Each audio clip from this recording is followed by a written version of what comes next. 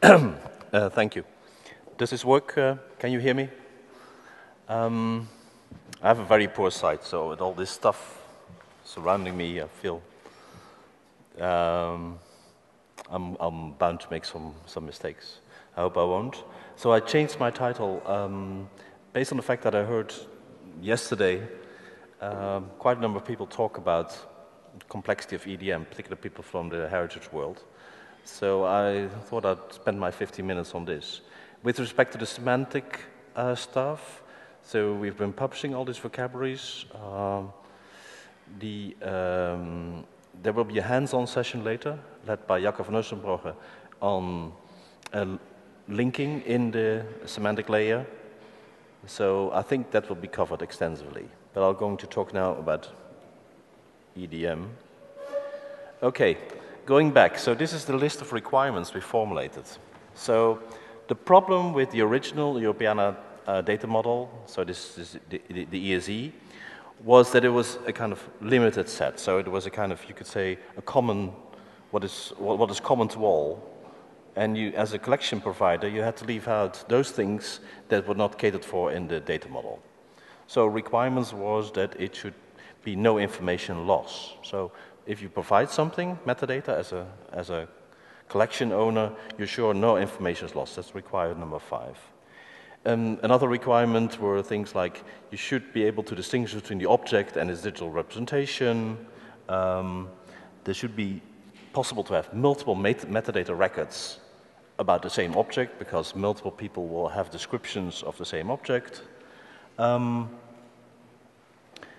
there should be, because of provenance information, there should be clear what the date is that's entered there, whether it's the date that some object was entered into a collection or whether the date that was the actual object was created. So there are various of these kind of requirements that make sure that you as a collection provider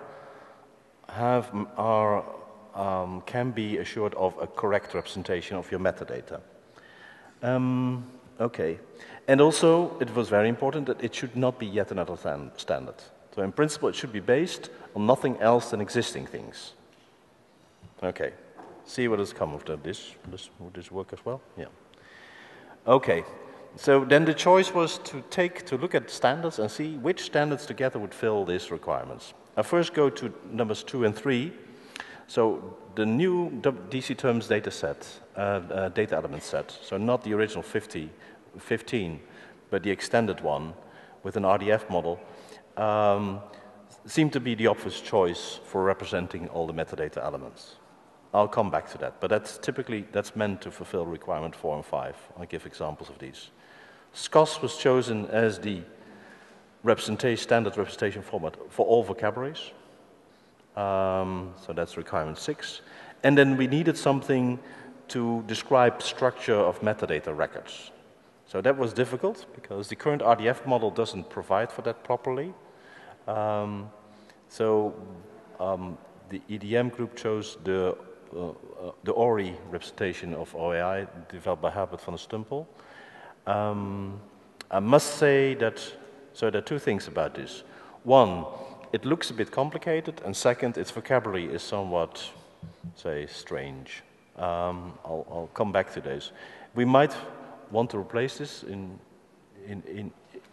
due time with a mechanism we're now standardizing in the RDF group that I'm chairing, together with David Wood, in which we standardize the notion of named graphs, well, multiple graphs actually. But that's okay.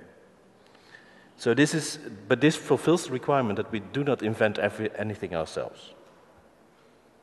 Okay, Dublin Core. It's nice to look at it. It's much better than the earlier set, and it has an RDF model, so it means you can specialize it. I'll not spend much time on this. I'll give an example later. Well, SKOS, also not discuss the issues in SKOS, but if you look at the current list of vocabularies, it's enormous, the amount of vocabularies have been published. So already from the start, large organizations like the Library of Congress have adopted SKOS, have published their subject headings with it. I think that's is more or less beyond any real discussion. The real thing is about EDM data about an object. So this is, in a very simplified way, if I take the night watch, I mean, a prime Dutch example of an art object. So looks like a good example I should choose. If I see what kind of data do I want to record in my Europeana record about the night watch. Say I'm from the Rijksmuseum, and of course there it actually hangs. Even now when it's closed, there's a small wing open where you can see the night watch. I will need to represent something like the web page I use, where you can access it. I'll need to represent several digital images I have. Some of them I might want to show, others I won't. And I might want to show metadata records about it, and maybe multiple ones if I also want my users to annotate them. Okay, but we also have a Dutch archive called RKD, which keeps track of every Dutch artistic expression, which is certainly Night Watch is an example of, and it will have their own landing page and their own. So this is an example, very simple example, of a painting with two collections in which it's part.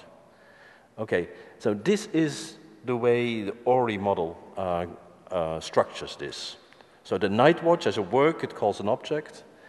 The night watch at the Rijksmuseum or at RKD, all the information, but that it calls an aggregation. The name is because it aggregates all the information that the Rijksmuseum has, but it's a very poor name. And the particular metadata records that are part of this are called proxies, also an awful name.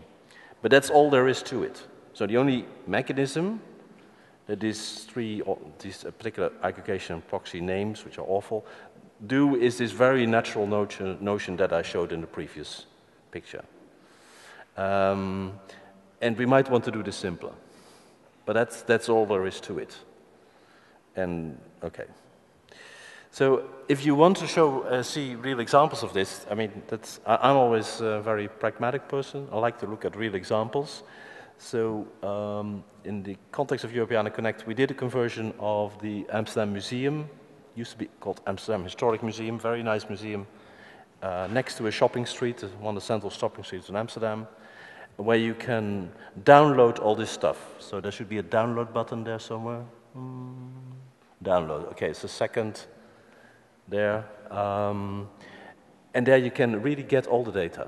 So you can get the raw data, everything you want. It's large, so expect some time for it to download, but it's all there. And I'll show you some fragments. But okay. And these fragments are parts of the process that we used. So if we get collection data, we have a simple three-step process of which you show here the first two steps.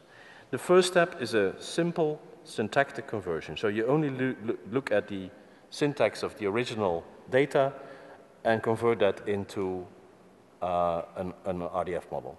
And the second step, we add semantics. Okay, so, and later on we might want to enrich.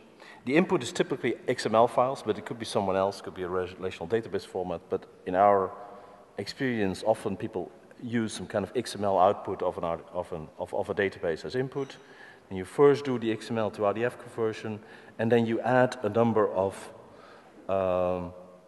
semantic statements which basically say how your vocabulary relates to SKOS and how your collection metadata fields relate to DC terms. And then later, but that's actually optional, you can enrich. But if you've done the first two steps, you've made it part of EDM. Okay, we have actually done a whole in the context of Europeana Connect, we've developed a conversion tool that helps for this. So this is the page for this. I'll give a few examples. So for instance, this is the XML record of a record in the vocabulary of people. So this is, I think, if I remember correctly, this is Isaac Israels, one of the famous painter. And there's various pieces of information about him. It's not very standard, but I mean, we don't want to lose any information.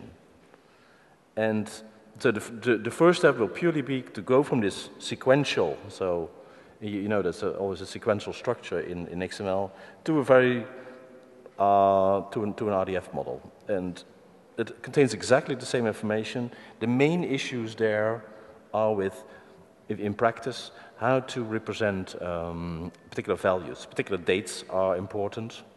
So many collections have a kind of non-standard way of representing dates. It could be useful at that point to go to, for instance, an XML data type representation of your dates. So that requires some detailed work, which will help you. Okay, and of course, very important if you moved from an internal database representation to a web representation, is that you have to think carefully of the URLs.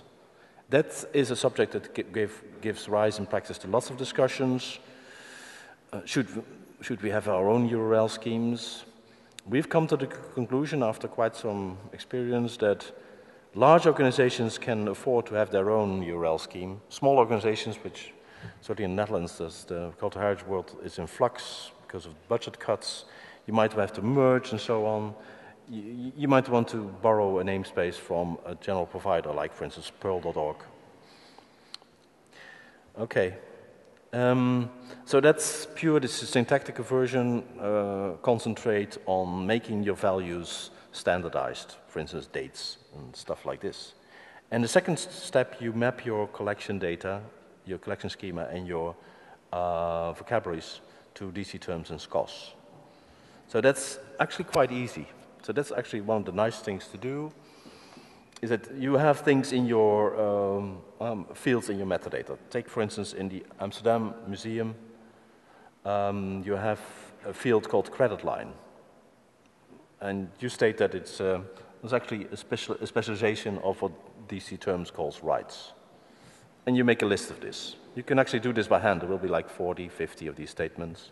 You can also, you don't have to type them in, there are various editors to do this, but this is the kind of thing you have to do. And this is actually your map. So what this ensures is that your metadata will be there in the original form, but can be looked at, viewed upon by Europeana as through its Dublin Core glasses. It's Dublin Core DC terms glasses. So that's, nothing is lost, but you can still make yourself interoperable with others that do the same thing. So that's the trick, and this is why this is something you can't easily do in XML. This is, I think, the major reason to use RDF here. You can do the same for your vocabulary. You can map the fields in your vocabulary items to SKOS, to say what are the concepts, what are the broader and narrower terms, what are the descriptions, the notes, and so on. Okay, and actually then you are done. You have done your conversion. You can then start doing the nice things. And the nice things are actually come in two. One is to look at your metadata, in particular the textual fields, and see whether you can enrich them, add concepts. For instance, what we did, this is another example where we had museum data. We looked through all the creator fields where people had text slots and tried to replace them with links, with URIs to things in the linked open data cloud. That makes a lot of sense. And because you're in a very narrow area, you can also do it with a lot less error than in general with information extraction. So very important. Several people have talked about this, about techniques for this. But this can make your collection much more worthwhile as part of Europeana, as part of linked open data. So it's relatively easy for people and places. And the second what you can do is, if you have vocabularies that you added, you can link them to other vocabularies. So that's something that we have a hands-on session now after this, the last presentation. And that's more difficult. There are various techniques. Sometimes you can do this very precisely. Sometimes it's very difficult. But having these links gives you nice things like, we have Aletta Jacobs, the first female student at a university in the Netherlands, and we can link her to her Wikipedia page, to the DBpedia page, that link that was discussed about before. Okay, so that's really all I want to say. So in the hands-on session later, we will go into details of linking. So particularly, for instance, when SKOS has a standard set of links, whether they are good. There's quite some discussion there. But I actually want to leave that to the hands-on session, and for now leave it at this short description of EDM, and I hope it has shed some light. Okay, thank you.